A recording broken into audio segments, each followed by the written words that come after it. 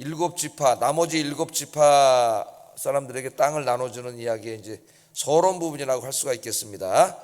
자, 이제까지 다섯 지파 땅 분배하는 이야기를 통해서 하나님 주시는 교훈을 공부했습니다.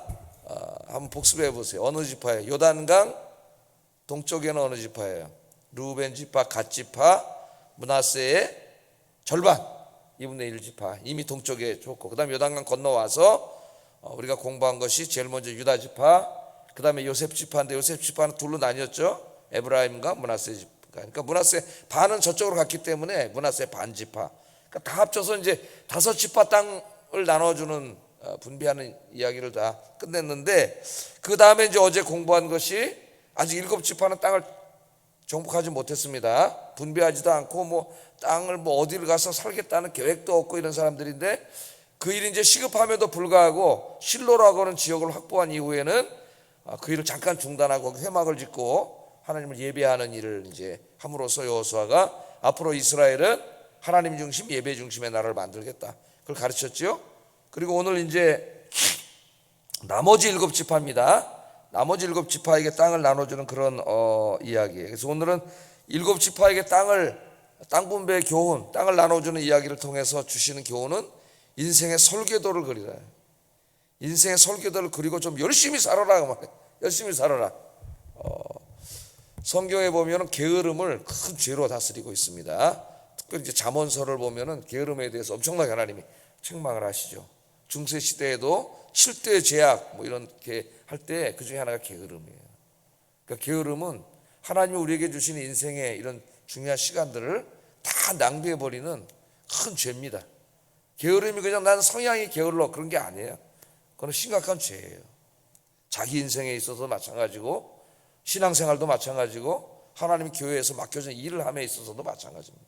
그래서 우리 예수 믿는 사람들은 부지런해야 되는데, 그냥 부지런한 게 아니라 좀 뭔가 이렇게 전체적인 계획을 세워놓고 이렇게 그림을 그려놓고, 큰 그림을 그리고 이제 그 안에서 또 작은 계획을 세우고 계획성 있게 열심히 하는 거죠.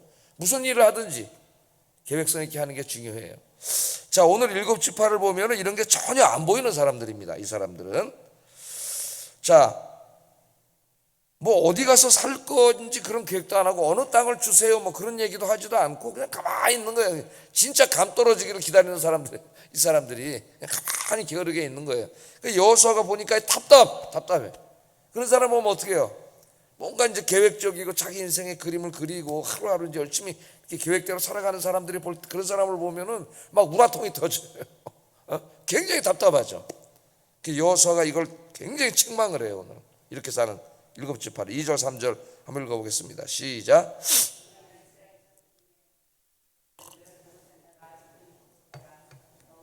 이스라엘 자손에게 이르되 너희 조상의 하나님 여호와께서 너에게 주신 땅을 점령하여 가기를 어느 때까지 지체하겠느냐. 이 게으름에 대해서, 무계획성에 대해서 하나님 여호수아를 통해서 책망을 하시고 계십니다.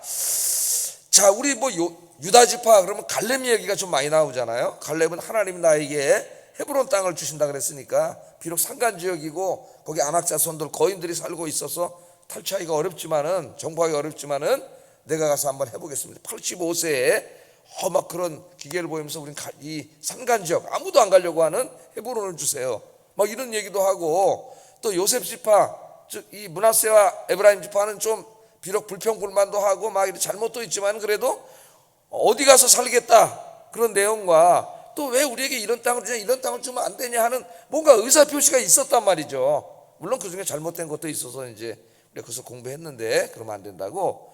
그런데 나머지 일곱 지파는 아무것도 없어요. 이런 자체가 없어요. 우리에게 어느 땅을 달라는 얘기도 없고 어디 가서 살겠다는 얘기도 없고, 뭐 그냥 가만히 있는 거예요. 그냥 마음이 착해서 그런 게 아니라 게으르고 나태한 거죠. 게으르고 나태해요. 그래서 이 하나님이 여호수아를 통해서 책망을 하시는데, 너희 조상의 하나님 여호와께서 너에게 주신 땅을 점령하러 가기를 어느 때까지 지체하겠냐, 언제까지 그렇게 게으르게 살겠냐, 하나님께서 이렇게 책망을 하십니다. 자, 가나안 땅은 뭐라 그랬어요? 이제 우리의 인생에 대한 메타포이기도 하고, 또 우리 신앙생활에 대한 메타포이기도 한다 그랬습니다. 또 우리가 살아가야 될 이 땅에 대한 메타포이기도 하고 하나님 나라에 대한 메타포이기도 해요. 이 두 가지가 이 가나안 땅에 다 있어요. 가나안 땅을 하나님이 주신 이유는 뭐예요? 남의 땅에 들어가서 거기 전쟁해가지고 남의 땅 뺏어가지고 거기서 이렇게 살으라고 주신 게 아니죠. 가나안의 전쟁은 제일 먼저 알아야 될 게 뭐예요? 가나안 사람들이 저지른 우상 숭배와 온갖 죄악들에 대한 하나님의 심판인데, 그 심판을 이스라엘을 통해서 대행하시는 것이다.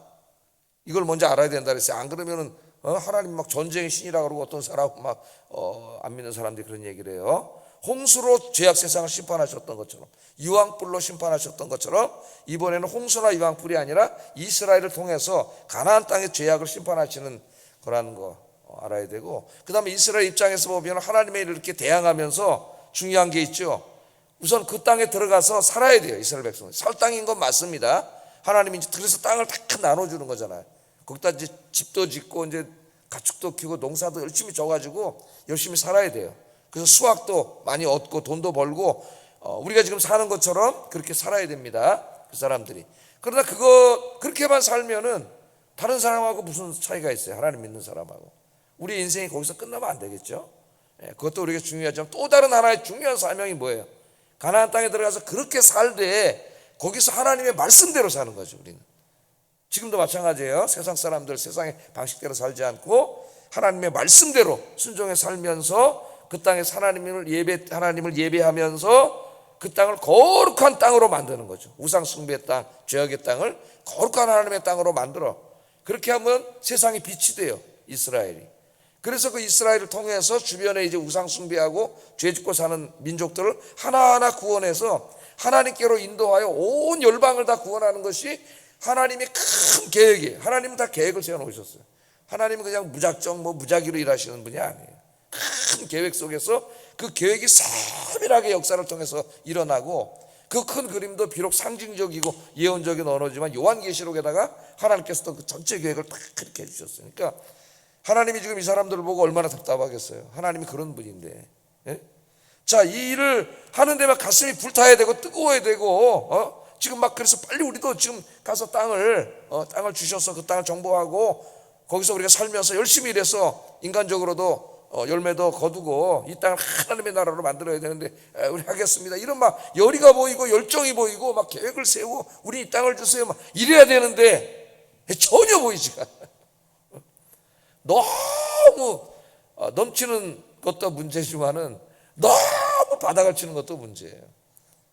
제가 어떤 시를 읽어보니까 함께 일하는 사람, 함께 인생을 살아가는 사람들, 강물에다가 비유를 했어요. 어떤 시인이 항상 그 강물의 높이가 뚝을 넘치지도 않고 강이 마르지도 않고 일정한 그 높이를 유지하면서 흘러가는 강물과 같아야 된다는 거예요. 어떤 사람은 너무 에너지가 없어가지고 딱 그냥 바닥, 그 사람이 뭘 하면 다 안 돼. 그냥 다 바닥에 다 무너져요. 어떤 사람은 좀 열심히 했는데 너무 넘쳐, 경계를 모르고 막 그냥 너무 넘쳐서 막 가는 사람이 있어요. 둘 다 문제죠. 근데 이 사람들은 완전 에너지가 바닥이야. 바닥.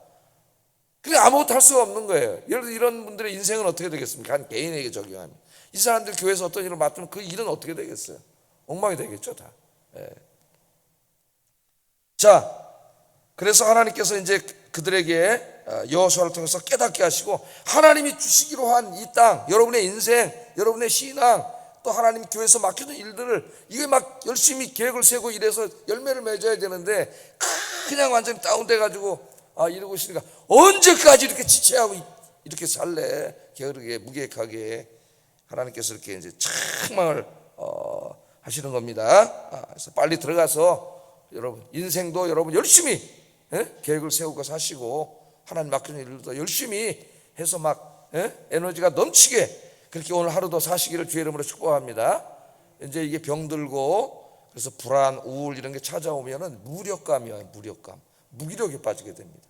눈을 뜨면 세상이 뽀얗고 먹구름이 잔뜩 낀 것 같고 침대에서 잘 일어나지지도 않고 아무 계획도 없고 힘도 쭉 빠지고 우울증이에요.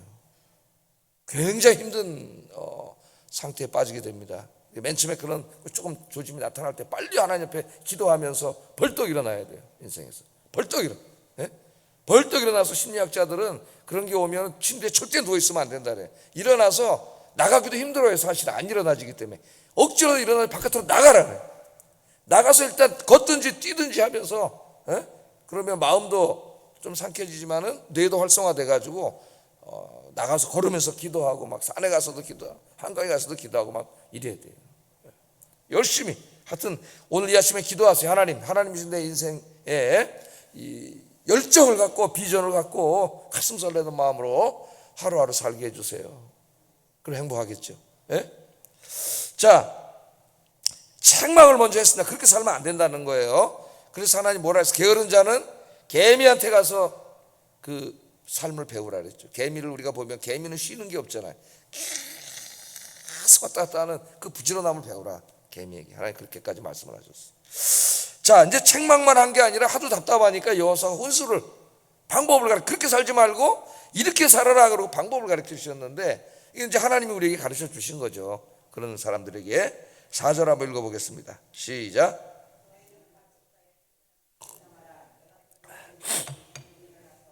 그 땅에 두루다니며 그들의 기업에 따라 그 땅을 그려가지고 내게로 돌아올 것이라.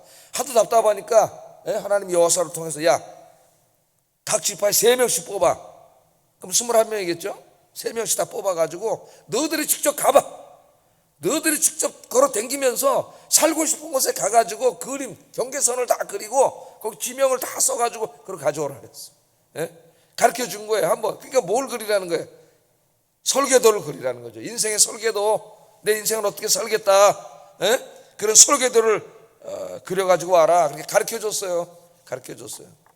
여러분들도 아마 부모님이시니까 자녀들에게 그런 훈계를 여러 번 하셨을 거예요. 1년 이제 12월쯤 되면 야, 내년에 계획을 좀 1년 계획을 세워놓고 공부는 어떻게 하고 운동은 어떻게 하고 신앙생활은 어떻게 하고 큰 좀 1년 그림이라도 그려봐라. 그래서 연말이 되면은 조금 이제 이렇게 각성이 돼 있는 사람들은 꼭 교보에 가면은 뭘 사나 이렇게 봤더니 젊은 애들이 와가지고 그 수첩 있잖아요. 다이어리 달린 수첩. 이 다이어리를 많이 사. 그게 교보에 막 이만큼씩 쌓여 있어요. 연말만 되면. 저희 사람들 가서 막 이쁜 거 막 사고 그러는데 저는 컴퓨터에다 치기 때문에 안 사요. 컴퓨터에다 치기 때문에. 그거 이제 막 사가지고 1년 계획을 세우고 막 꾸미고 우리 딸애도 보면은 그냥 거기 쫙 해서 막 또 자기 거기 인스타에다 올려놓고 그러면 또 그거 잘 만들더라고. 거기 또 그 팔로워가 붙어가지고 막 뭐 그런 거를 봤습니다. 자, 그림을 가져와라. 그렇게 방법을 다 가르쳐 줬어요. 그리고 8절에 보면 이제 이들이 알겠습니다. 순종을 하고 이제 3명씩 갈 때 또 불러놓고 한 번 더 얘기를 해요. 한 번 더. 2번 얘기를 합니다. 또 8절도 한번 읽어보겠습니다. 시작.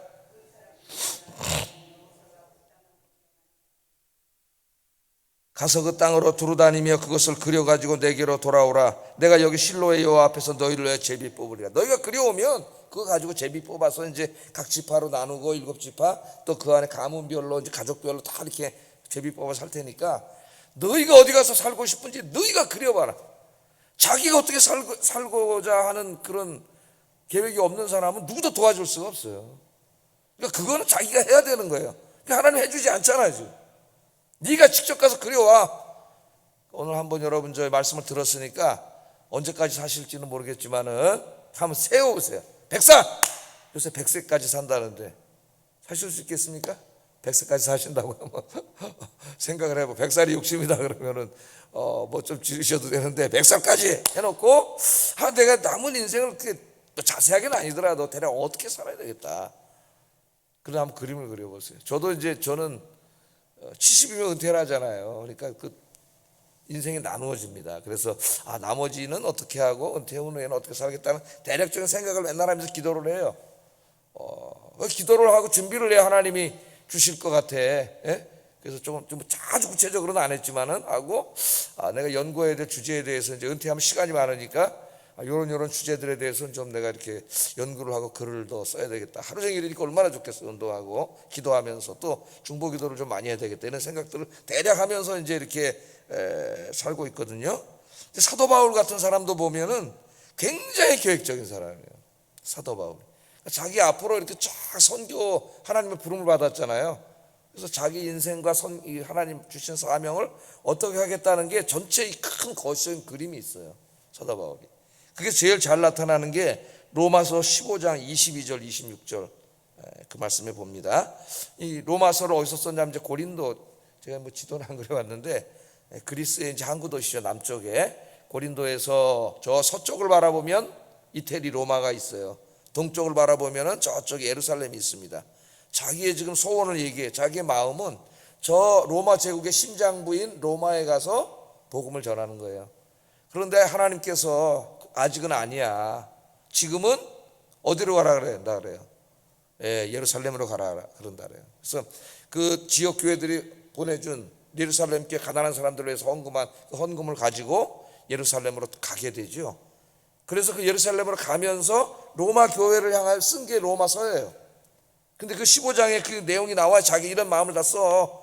그래서 내가 언젠가는 예루살렘 사역을 마치고 로마에 갈 거다. 너희들이 가는데 너희들을 방문해서 함께 사역한 후에는 또 어떻게 해요? 너희들의 후원을 받아서 저 서바나까지. 서바나가 어디예요? 스페인. 그 당시에는 이제 지구는 네모나다고 생각했기 때문에 계속 끝으로 가면 낭떠러지로 떨어진다고 생각을 했잖아요. 지금 둥글다는 걸 우리가 알고 있지만요, 지금은 가면 한 바퀴 삥 돌아오지 떨어져 죽는 게 아니라. 그렇게 생각을 하니까 땅 끝이 뭐냐면 스페인이에요. 그 서바나까지 내가 가서 복음 증거하는데 그 선교 후원비는 너희들에게 좀 부탁하고 싶다는 이런 얘기를 이제 다 써요. 그러니까 로마서를 보면 이 사람이 자기 인생에 순교하기까지 전체 계획이 다 있어요. 이게 디자인한 거죠. 설계도를 그린 거예요. 인생 이렇게 살겠다고 하는 거, 설계도를 다 그리고 그대로 하나 해 나갑니다. 그래서 여러분 이제 11월 달이에요. 11월 달. 그래서 한번 여러분도 하나님 앞에 가기 전까지 내가 인생의 계획도 좀 한번 생각해 보시고, 또 신앙의 계획, 예배, 전도 이런 좀 한 것도 한번 수업에 써보시고 한번 좀 그렇게 해보세요. 송구영신 예배 때 이렇게 받아보면 이제 그 신앙의 계획들에 대해서 기도 제목을 내는 분들이 있습니다. 하나님, 내가 올해는 전도를 내가 꼭 5명 하겠습니다. 어떤 친구는 내가 5명 친구들을 전도하겠습니다. 꼭 공예배에 다 참석하겠습니다. 그런 분도 있고, 하여튼 이런 것들 한번 전체적으로 한번 내 인생을 어떻게 살겠다, 하나님 앞에 갈 때까지 대략적이라도 한번 이렇게 살겠다 이런 생각을 하면서 기도하시고 또 하루하루 그렇게 계획을 세우고 살아가시는 여러분 되기를 주의 이름으로 축복합니다. 그러면 인생이 바뀔 거예요. 그럼 이제 하나님이 기도하면 비전을 주셔요. 뭐 전도에 대한 비전, 예배에 대한 비전, 기도에 대한 비전도 주시고 인생에 대한 비전도 주시고, 비전을 주시면 그런 것들을 수첩에 적어놓고 기도하면은 자기 삶도 활성화되고 무기력이라든가 이런 우울이라든가 이런 데 빠져나올 수가 있어요. 빠져나와서 하나님 주신 사명에 불타는 이런 열정적인 아주 에너제틱한 삶을 살 수 있는데, 여러분의 인생이 그렇게 되기를 주의 이름으로 축복합니다. 제가 가끔 말씀드리는 신성자 교수님 80이 되신, 결혼도 안 하고 홀로 사시는 요만 키도 조그만 그 할머니인데 지금 남아프리카 공화국에 선교사로 가셔가지고 교수하시다가 그렇게 열심히 일을 하고, 외롭지 않으세요 교수님? 외로울 시간이 어디 있어요? 바빠 죽겠는데. 요새도 새벽 2시까지 강의 준비를 쓰고, 낮에는 학교에 교장 선생님이 학교를 돌보고, 신학교 사무일을 밤에 시간이 없어서 2시까지 공부를 하고 강의 준비를 하고, 80이 되는 혼자 사시는 할머니, 우리나라도 아니고 저 남아프리카 공화국 저 위험한 곳에 가서, 그게 뭐예요? 자기 인생 계획을 세우고 나머지 인생을 열심히 사니까 뭐 외롭고 고독하고 우울하고 이런 게 없어. 주의 일 하느라고 막 너무 바빠요 아직까지. 저와 여러분의 인생이 주님 앞에 갈 때까지 이렇게 되기를 주의 이름으로 축복합니다. 자, 여호수아의 명령이 떨어지자 7지파 사람 즉시로 3명씩 대표를 뽑아서 여호와의 말대로 실천을 했습니다. 이게 중요한 거예요. 말씀을 들었으면 실천을 해야지. 이쪽 귀로 듣고 이쪽 귀로 흘리면 아무 의미가 없어. 오늘 들었으면 이 말씀을 가슴에 새기고, 하나님이 이렇게 사는 걸 기뻐하지 않는구나, 이렇게 정신 차려 살아야 되겠구나 하고 실천을 해야지. 9절 한번 읽어보겠습니다. 시작. 7부분으로 책에 그려서 실로 진영에 돌아와 여호수아에게 나오니라. 아멘. 희망이 있는 게 뭐예요? 실천했다는 거예요. 하나님이 이렇게 살아라, 그렇게 게으르고 나태하게 살지 말고 이렇게 살아, 계획적으로 열심히. 그랬더니 실천을 했어요. 실천을. 그래서 땅을 얻었잖아요. 나중에 이제 우리가 성경을 계속 읽어보면은, 사사기를 읽어보면 여호수아가 살아있는 동안에는 다 이렇게 살았어요. 경건하게 하나님을 잘 섬기고. 이 죽은 이후에 이제 그 다음 세대에서 이스라엘 신앙이 무너지게 됩니다. 자, 오늘 하루가 또 밝았습니다. 오늘 하루는 하나님이 주신 선물. 예? 그래서 아침에 일어나면서 긍정적인 생각을 하고 긍정적인 말을 하고 이런 게 굉장히 중요해요. 일어나면서 어떤 사람은 짜증나 이런 말을 많이 하는 사람은 짜증나 그런 말 하지 마세요. 그러면 진짜 여러분 짜증나요. 그러면은 우리 뇌회로가 있습니다. 그 자꾸 짜증나는 게 저장이 돼가지고 뇌회로가 짜증으로 그냥 이렇게 이루어져요. 눈을 뜨면서부터 감사하세요. 하나님 감사합니다. 오늘도 우리 생명을 연장시켜 주셔서 감사합니다. 하나님이 창조하신 아름다운 세상 신선한 공기를 호흡하게 해주셔서 감사합니다. 기도하게 해주셔서 감사합니다. 할렐루야. 자기와 긍정적인 대화를 나누고 하나님이 주신 비전 가슴에 품고 그렇게 하루를 시작하세요. 즐겁게 행복하게 여러분의 하루가 그렇게 되기를 주의 이름으로 축복합니다. 기도하겠습니다. 우리 인생에 분명한 비전과 목표를 정하고 그 목표와 비전을 이루기 위한 구체적인 계획을 세워서 소중한 인생을 낭비하지 않고 열심히 살게 하소서. 우리 인생은 하나님의 선물이면서 동시에 사명임을 깨닫고 기도하면서 열심히 일해서 인생에도 많은 성취를 이룰 뿐만 아니라 하나님을 향한 거룩한 일들에도 많은 성취를 이루기